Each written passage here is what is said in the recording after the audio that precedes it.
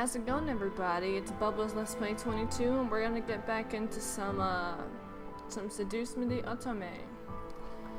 Now, last time, the ending said, yeah, there's a little part there that I saved because I'm a creepy person. I like romance and sex scenes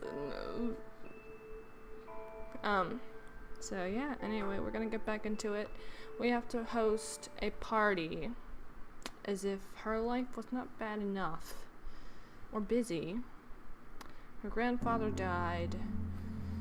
She automatically has a house that was willed to her by her grandfather, and she finds a whole bunch of incubi that are now living with her because she felt sorry for them. Okay? Everybody got that? Alright. Let's get started.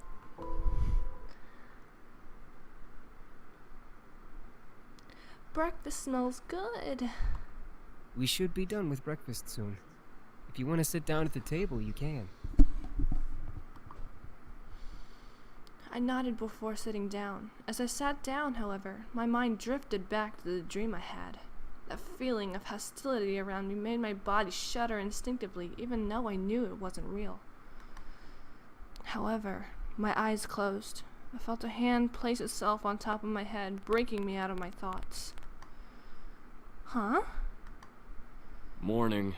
You alright? I like his voice. Yeah, I'm fine.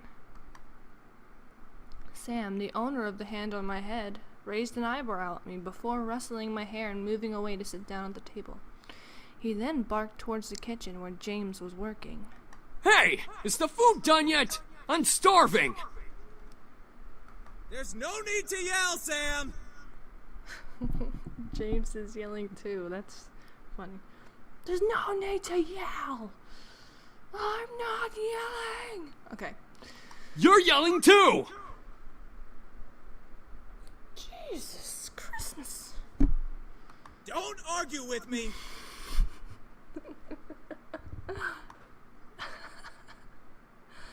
From behind me, Eric appeared and sat beside me, rubbing his temples in obvious annoyance.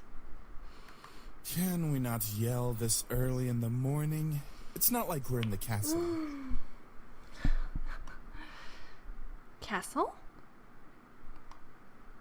For some reason, when I heard the word castle, I couldn't help but yell in surprise. These guys had a castle? Sam looked at me and smirked at my reaction. Yeah, we have a castle back home. Our dining room's 10 times bigger than this room. And wouldn't it be logical to not yell? Whatever. Soon, James and Damien appeared, hands full of plates that carried bacon, eggs, toast, and waffles. They placed the plates down by each seat before seating themselves. My favorite. Finally. Thank you for breakfast. It looks amazing. It's our pleasure.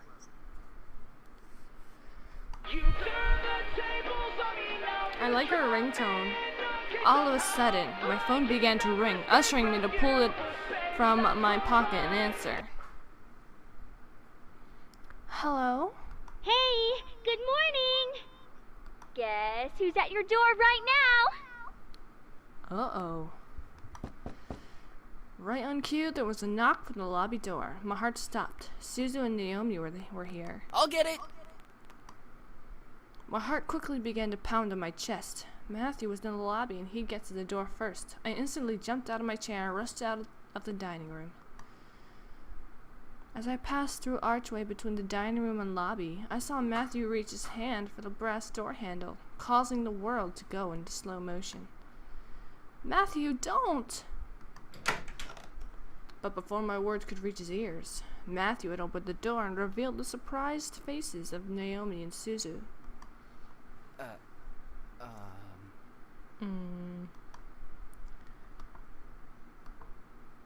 The world around me stopped as Suzu and Naomi kept their eyes on Matthew, who merely stared back in fear and embarrassment. I could feel the air go from warm to freezing in a matter of seconds. Hi? Hi. He's so cute. He's adorable. I could not believe this was happening. How was I going to explain this? This week is already bad enough. That's what I'm saying. Like, her week has not been so great. To make matters worse, I was frozen in place. Please, for God's sake, someone do something other than stand there. Who Awkward. are you? Susie, let me explain. What's going on here? Who's at the door, Matthew? Oh. Uh-oh. Uh-oh. Soon the other incubi appeared in the lobby with us. This situation was not getting pretty. I had to think fast. Oh my god, oh my god, oh my god. They're in your head. They're my brothers. They're visitors. They're my brothers. They're your brothers? Since when did you have brothers? It was no use. There was no time to lie to them. I felt helpless. Then I felt a hand on my shoulder and felt the tension in my body almost fade away. I turned my head to see James smile at me before stepping in front of me. We must apologize, ladies. We know this situation must be confusing for everyone. Let's take this to the dining room and we'll explain everything. I stared at James wide-eyed. Was he going to tell them who they were? Everything seemed surreal. Before I knew it, I was led to the dining room along with Suzu and Naomi and sat across from their confused gazes. As Naomi and Suzu sat down, Eric and Matthew placed their untouched plates of food in front of them, surprising their guests. Whoa, this looks amazing! Thank you. Thank you. Our pleasure, ladies. We hope you enjoy your meals. Make sure you dig in! Oh, he's so adorable. I looked at Naomi and Suzu as they began to eat, visibly enjoying every bite they placed in their mouth. Hopefully the food would ease their minds for whatever James wanted to reveal. As Naomi and Suzu ate their impromptu meals, James and the other boys stood behind my chair, making me grow more red in the face. So, Anderson, are you gonna tell us what's going on? Well, you see, Gently, James placed a hand on my shoulder again, signaling me to just eat my food. As I began to eat, he spoke to Naomi and Suzu. We are Miss Anderson's house servants. We were hired by her late grandfather to help around the mansion, but since he has passed, we now assist Miss Anderson with living on her own. That makes sense. It's such a huge house. A huge house for a wonderful princess such as Miss Anderson deserves the greatest of servants to care for it. Oh, Eric. But why are you all dressed so casually and stuff? Aren't servants supposed to have uniforms or whatever? Well, Miss Anderson allows us to get comfy while we work, so she lets us wear casual clothes. Yeah, something like that. We're sorry if we made the situation awkward earlier. We're very sure that Miss Anderson is also still getting used to having us as her servants. It would be very hard to explain after just a day. I guess. So, if I may ask, what brings you two ladies here? Well, we wanted to see how our friend was doing. Since it's the weekend and all, usually we hang out and just chill. Yeah, like going to the arcade and stuff. Or the Pink Lady Cafe. There's an arcade? That makes a lot of sense, ladies. Well, we don't wish to disturb you any further than we have, so we'll take our leave and start preparing the house.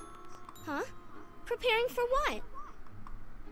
We gotta prep the house for some sort of housewarming party thing. Our princess's parents requested a housewarming party to be held here soon. And by soon, they mean tonight. Oh, well, I guess we can help out or something. Right, Naomi? I thought you wanted to go to the arcade. This housewarming thing is more important. No need. We can handle it. If you'd like to, miss, you can go out with your friends while we handle things here. Seriously? Sam, not now.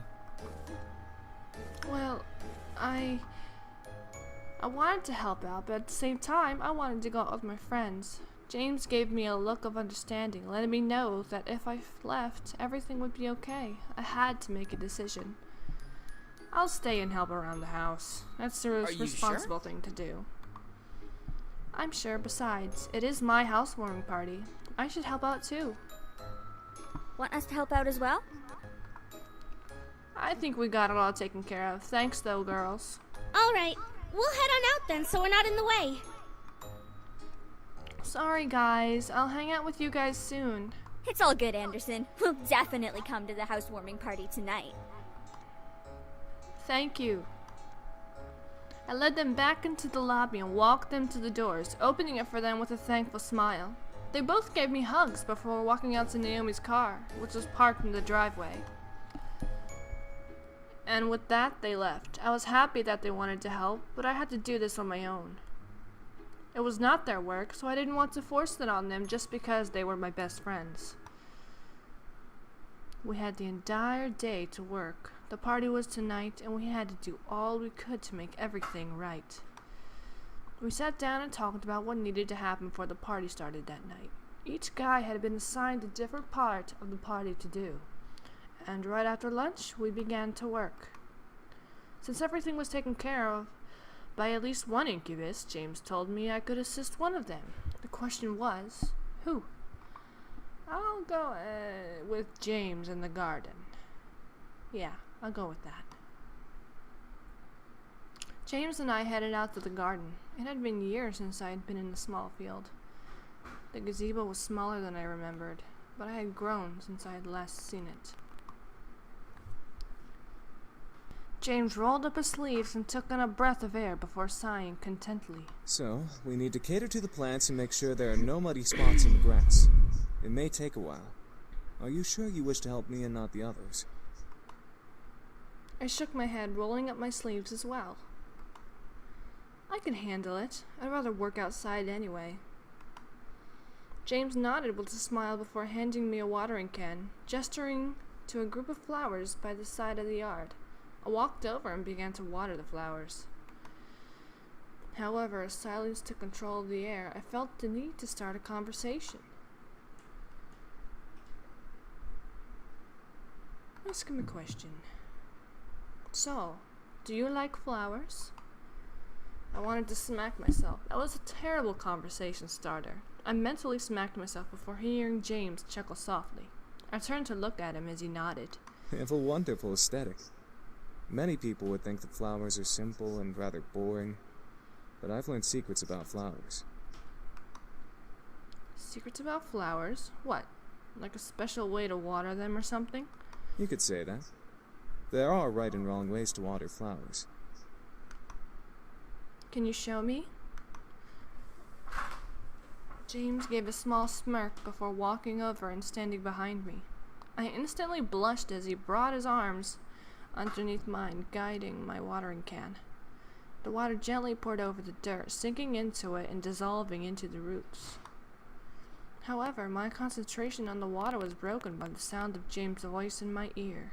Flowers need to be cared for gently, like a fragile light. Too much power and they'll break, but too little and they'll wither and fade away. It's like caring for a pet or a loved one. A loved one. For some reason, those 3 words echoed in my head. James continued to guide my watering can, using gentle hands to lead my arms and my body. It was almost like a dance. Eventually, he let go and stepped away from me. I turned to him as he simply smiled at me before returning to his work. I felt my face with my hand, feeling the extreme warmth before shaking my head and continuing to water the remaining plants.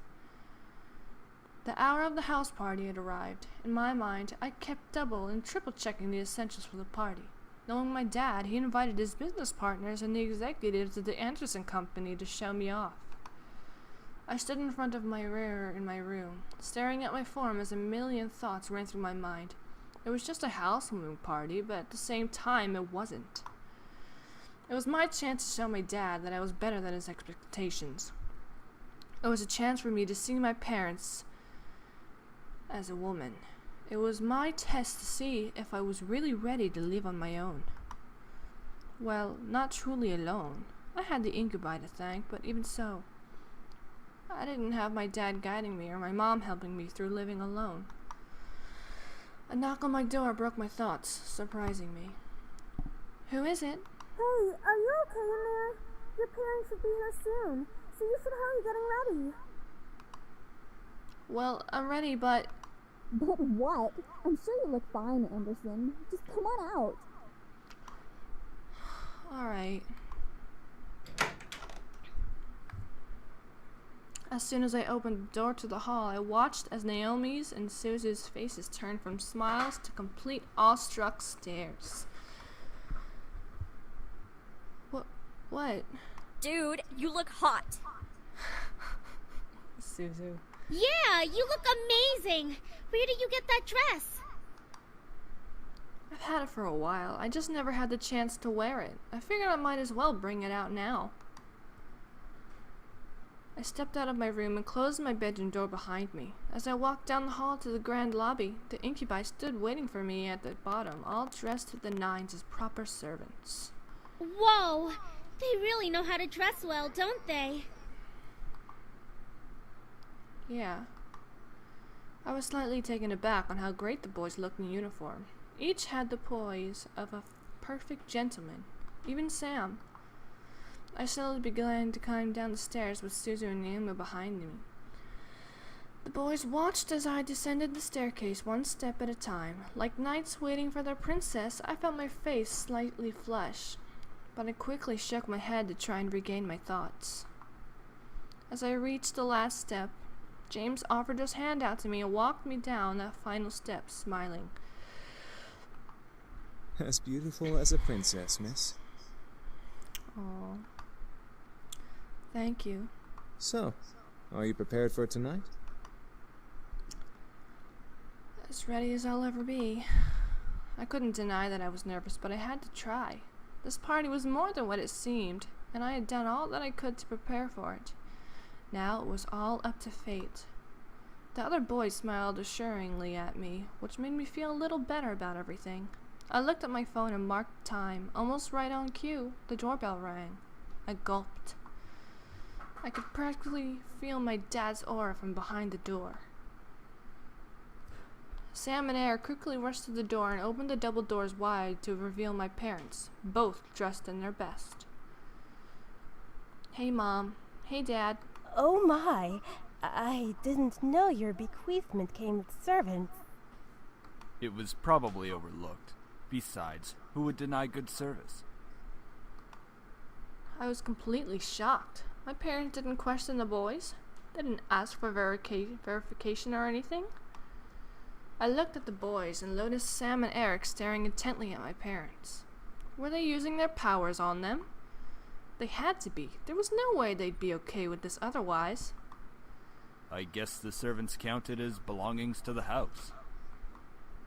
My mother quickly rushed to me and gave me a large hug. I hugged her back, inhaling her perfume. It had only been a couple days, but living away from the ones who raised me was hard. My mother soon let me go and looked at my outfit. Gorgeous. You look so lovely. David, look at your daughter and tell her I'm right. I looked at my dad, who was looking around the lobby like an inspector. I stood my ground, waiting for him to look at me. When he did, he let out a small smile grace his lips. Your mother's right. You look like you're all grown up. Thanks, Dad. The world around me stopped as my heart pounded hard in my chest.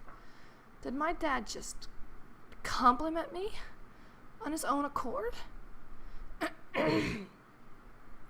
My mother was grinning ear to ear at his words. I was beyond speechless. Thank you, Daddy. However, his cold face quickly returned as he began to look around once again. I assume that you're ready, then, to impress the rest of the guests, correct? What do you mean? The entire board from Anderson Toys is coming tonight.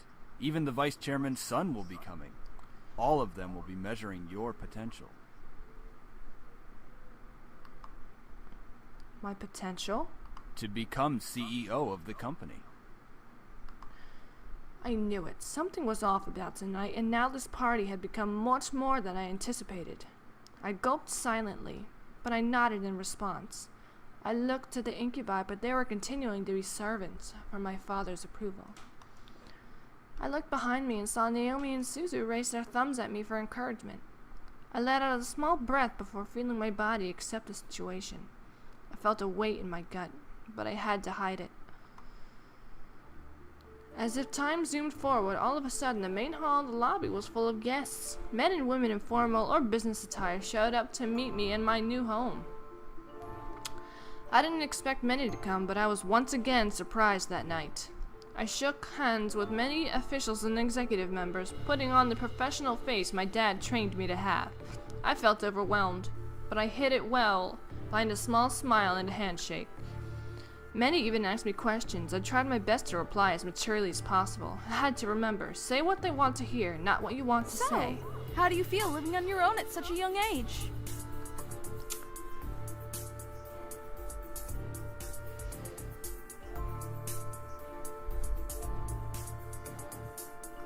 I'm so sorry about your grandfather passing away. It really hit all of us hard.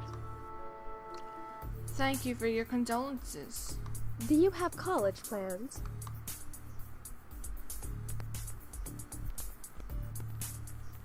Yes, I do. Felt like the questions came up one after the other. It was tough to answer some of them because they weren't about me, they were about the company. What do you think will happen with the company now that your grandfather has passed?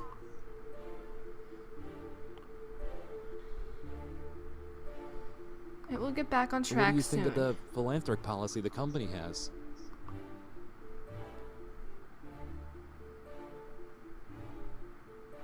Do you think the company should expand from just toys?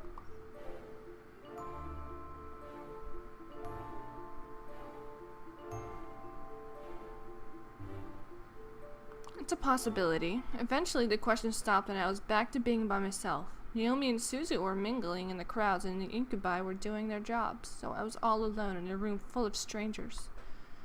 It was unnerving to think about, but at least I wasn't being questioned left and right anymore. Suddenly, though, my mom pushed her way through the crowd to me, bringing along someone I didn't know. Honey, I'd like to introduce you to someone. This kind gentleman is the son of the vice chairman. With my mother stood a man who looked only a couple of years older than me. He smiled and held out his hand to me, silently asking for my hand. Hi, I'm Andrew Lewis. It's a pleasure to meet you, Miss Anderson. I'll simply nod to him.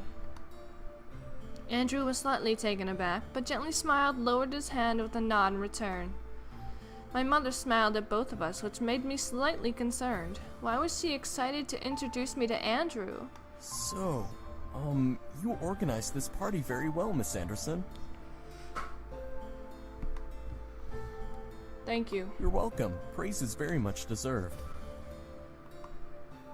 Andrew then chuckled nervously, bringing a soft fist to his lips to cover his laugh properly before smiling at me. I'm sorry if I seem a little forward.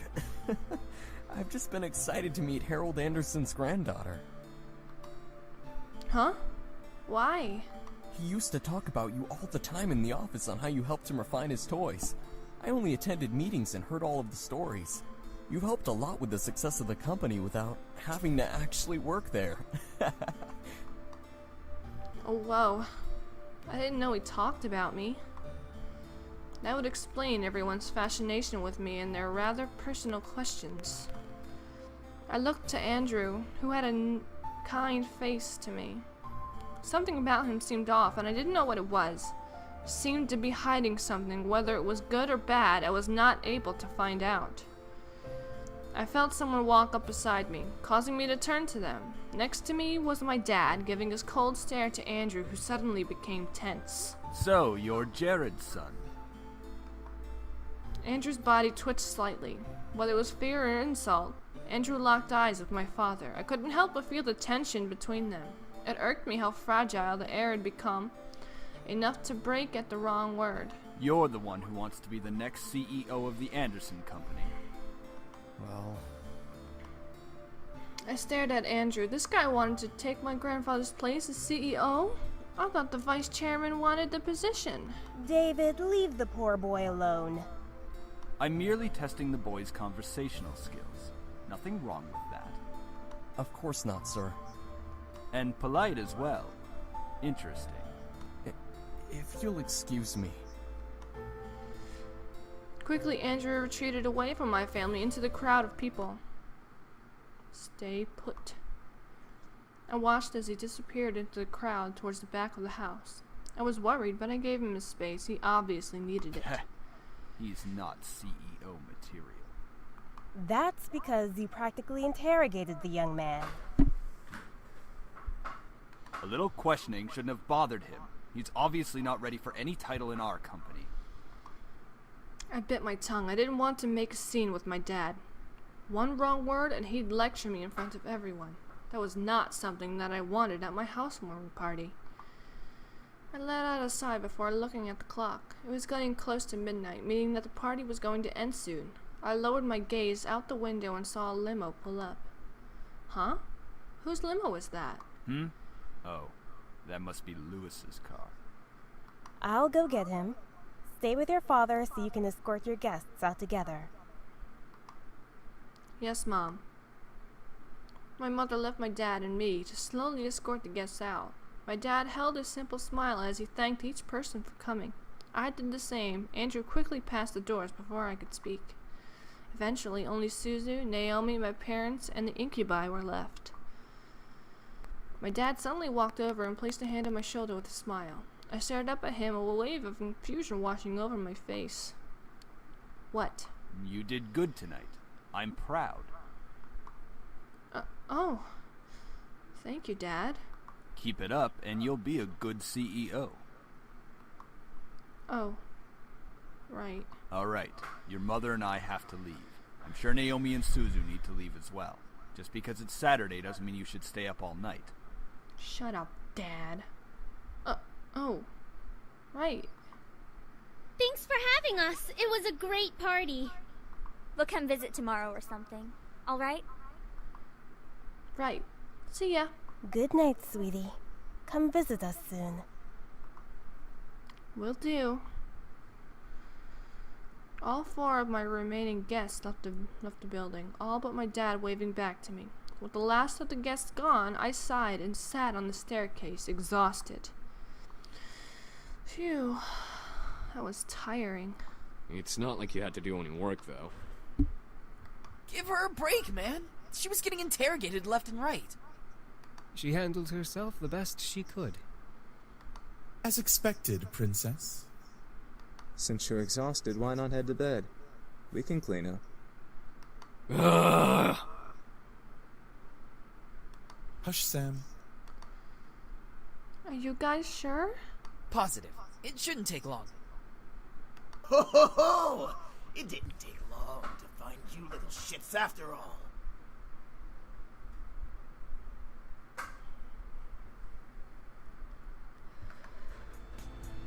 I felt a hot shudder run down my spine. The voice from my dreams echoed through the air into my ears. I looked around, panicked, alongside the incubi. James placed a hand on my shoulder, trying to remain calm. Don't worry. No one will hurt you. Are you sure? Are you really sure? All of us shot our heads toward the doors, finally pinning down the direction of the voice. The doors quickly swung open, revealing a sight I would have never expected to see. Skin red as blood, eyes black and gold piercing into mine, roughened up clothes, and a pistol in his hand. I saw a monster. I covered my mouth to not scream at the sight. Dried blood covered the bandana around his neck as he smirked at me and the boys around me. Beside the red-skinned man was a similar-looking woman in a matching thug-like clothes. Oh, what's the matter, boys? You really didn't think I wouldn't find you, did you? I hoped you would, you piece of... All of a sudden, the man raised his gun at Sam's face and instantly pulled the trigger. We all gasped in shock, instinctively expected to see a bullet run through Sam's face, but... What the fuck? What? What should have been a headshot ended with a loud but empty blank shot. The pistol echoed its empty shots as the man grew more and more pissed, pulling the trigger over and over in aggravation. Lucky for my ears, it became quieter after its first shot. Why the fuck won't you work? This place is protected. What did you say, Shrimp? This place has a seal, protecting it from hellborn magic. What the fuck is that supposed to mean? Oh, this is really loud. Ah!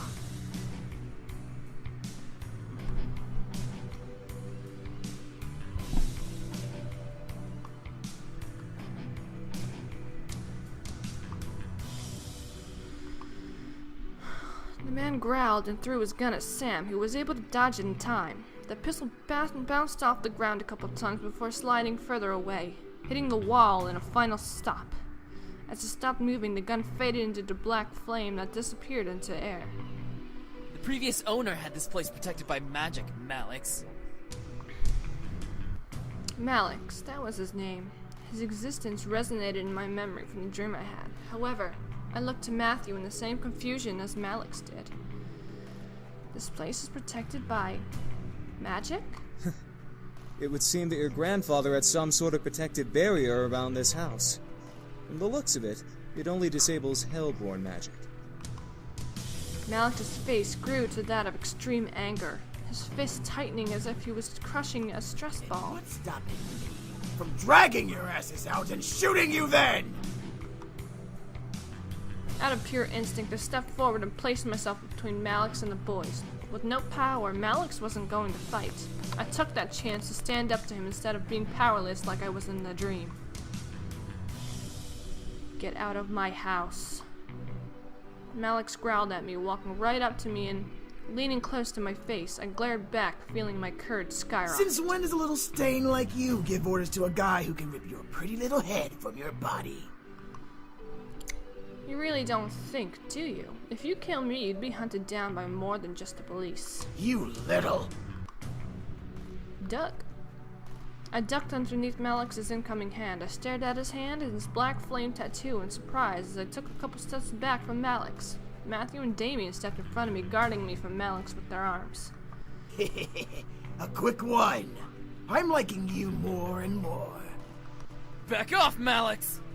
Don't start acting tough, you pathetic excuse of a demon. You need more protection than her. Shut up! Oh, did I make little Matthew cry? Why don't you just grow a pair? Enough, Malix. The woman, who had been standing in silence the whole time, planted a firm hand on Malix's shoulder. Malix looked back at her with a growl and the glare that could kill. Since when did you get the guts to speak out of place? We both know you've never controlled me. I want them dead just like you two. But now's not the time. Fuck off! I know what I'm doing. Do you? Even if you did fight them, there's 5 against 2. We never win. Shut up! Let's go, Malix! We're wasting our time! The two growled at each other. If they could have used their magic, I would sense that fire would glow from under their teeth. Malix grunted and glared at the boys. He pointed at James, wanting so badly to use his fingers like a knife. Just wait, pretty boys. We'll get you and fuck you up real good. Then Malix turned to me, moving his finger to point directly between my eyes. And don't think you're safe. Step outside. I dare you. With that, Malix and the woman walked out of the mansion. The doors closed behind them, leaving the boys and I alone once again. I felt my knees give out from under me, forcing the boys to quickly turn to catch me. Whoa, whoa! Are you alright? Yeah. Why was he here? He's been closely tracking us. Our blood trail from the forest must have led him here. We should have stopped him and finished it here. For once, Matthew, I agree with you. stood up and rubbed my arms, feeling the goosebumps Malik left behind on me. I couldn't stop myself from shivering in fear of his words. Malik's, was he a demon? That son of a bitch is not a demon. He's a devil. A devil? There's a difference. Yes, demons come from a different plane of existence called the abyssal planes. Devils, however, come from one of the 7 circles of a place humans know as hell. Despite us not being human, we are very different creatures. We actually have brains, for one. Devils always like to cause trouble and try to kill or torture others for their own enjoyment. Demons, like us, know when to use our powers and when not to. We're not stupid. Devils follow orders from higher-ups in their order, and their power only comes from their connection to hell. Demons all have free wills and don't rely on where they came from to use their powers. This was all so confusing. Demons and devils and magic all existed, and I happened to land in the middle of it. What do we do? You're safe. You've been protected as well. What? What Damien's saying is that the magic that protects this place also protects you. Your grandfather must have cast it when you last saw him or something of that nature. We can sense its aura around your body. I couldn't believe my ears. It was the 3rd day of surprises, and this one took the cake in being the most surprising. I felt my head spin once again. What did I get myself into? Miss, please don't worry. We'll find a way to train ourselves and become stronger to finally finish this feud. I'll kick his ass right now! Until then, we'll protect you as much as we can. If Malik comes back, we'll be here for you. But what about going outside? Won't he? Like we said, you have a protection spell on you. Even if Malik attacks you, he won't be able to use his magic on you. He'd be just like any other human you can fight back against. Didn't you say you knew Taekwondo? Well, yeah. I felt somewhat relieved that I was mostly safe in Malik. Still, I could not help but feel nervous and apprehensive about the future. The boys were safe here to train and become stronger, but what if Malik did the same? Even more so, I was lost about how my grandfather knew about magic. I had to find out. At least I had time. I went to bed that night feeling nervous, despite the words of the incubi. I felt like a target to something I'd never be able to explain or prove. Magic? Devils? Demons? How did this all even happen? Should I really meddle with the situation? They are only staying until after they defeat Malik's. That's right, they say they'd only stay until after they defeated Malik's. After that, my life could go back to normal. Temporary insanity, as Kay would say. The question was then, would I want them to leave? Okay, that's a good place as any to leave this episode. Alright, so I'll leave the other parts for you completionists and as a link in the description down below. There'll also be stuff that I have also done before, like I've had an episode of Slitherio, and I also play the Boogeyman. So I'll leave those in the link in the description down below, and don't forget to give this like a thumbs up and subscribe. Subscribe if you like me. Subscribe if you like my terrible voice. Subscribe and like if you think I'm a terrible narrator. Nah, I'm just kidding. I'm not that bad. But I'm gonna end it right here. Actually, I'm gonna save it. Yes, I'm sure. Alright, so I'll see you guys in the next episode. Bye.